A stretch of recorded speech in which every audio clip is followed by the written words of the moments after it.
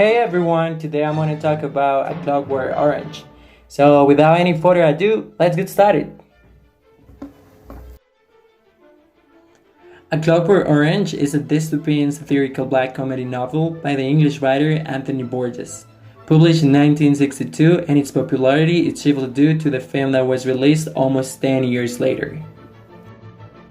Anthony Borges was an English writer and composer. He wrote books like Enderby Quartet and Earthly Powers. Also composed over 250 musical works. He considered himself as much as a composer as an author. He was born in 1917. He described his background as lower middle class and growing up during the Great Depression. His sister died from influenza, and 4 days later, his mother died during the flu pandemic. Borges believed he was resented by his father for having survived when his mother and sister did not. His wife was raped and assaulted by 4 American deserters.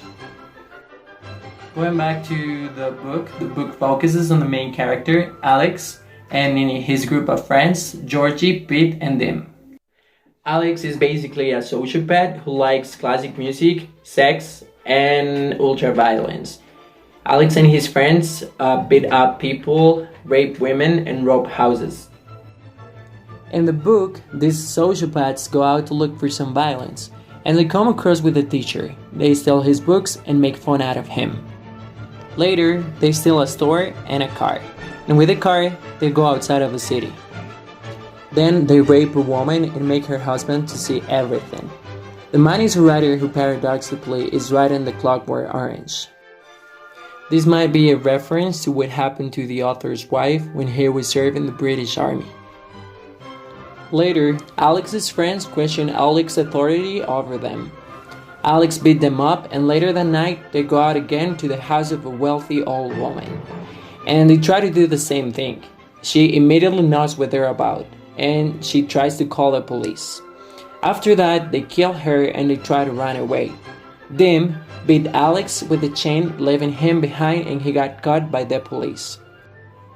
He undergoes treatment to cure him from being bad. He is basically doped with a drug that makes him feel dizzy and sick while he watches movies with scenes of violence and sex.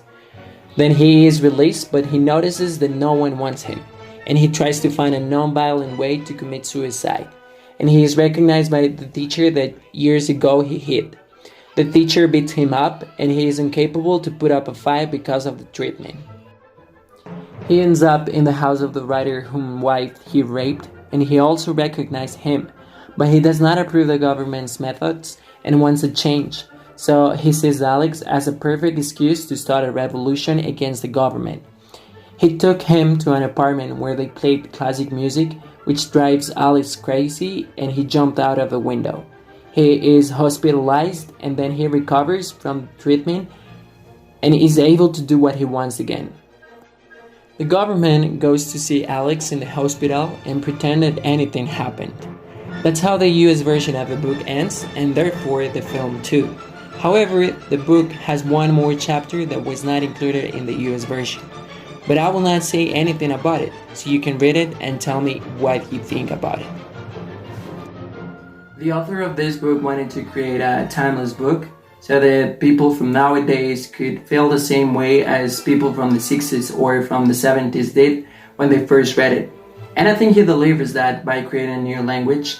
That said, that could never be old-fashioned, because no one could ever change the way that this language is spoken. On the contrary of other languages that are constantly changing because of the new generations, new words are added or new slangs are created. And although it might be a little challenging at first, what I could recommend you to do is to create your own dictionary, or at least to read the first 30 pages so that you could understand and recognize those words. And though I can relate to the main character and his story, I was able to understand that the main villain in this book is not Alex, but the government and the way they rule the country. The book deals with morality and the free will, and that reminds me of something that my mom used to say to me, and that was to do good even if nobody's watching you. And I think that's what the book is all about. The free will to choose to do good or to do evil. So that being said, that's all I wanted to mention. And this is definitely a book that I would highly recommend if you're looking to read something new. I hope you like it.